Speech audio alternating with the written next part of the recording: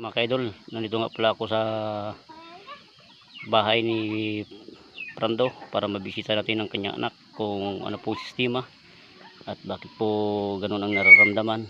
Para po papasokin po natin ang kanyang bahay. Ayan po si Maring Risa, yung ina ng bata. Wala kasi wala dito yung kanyang asawa. Wala po sa bundok. Nasa bundok pa. Mm. Nasa bundok pa po ang kanyang asawa at wala dito. Tayo na lang po ang bisita. Ibig sabihin, ilang taon na po siya? 10? 10 taon na siya. Ito po. Tingnan natin. Ito po yung bata. Ito po. Kung niyo po makikita, ayan po. 10 taon na po siyang, 10 taon na siya nakahiga, no? 10 taon na po siya nakahiga. Ay naku, nakakawawa po. Wala na po siya, hindi na po siya makabangon. Ganyan lang po siya.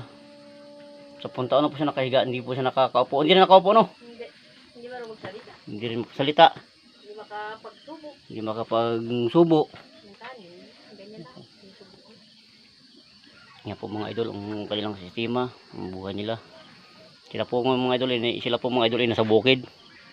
Nasa bukid sila. Yan. Yung pong bata na yung mga idol, 10 taon na. 10 taon nakahiga. Hindi makasubo, hindi makatayo.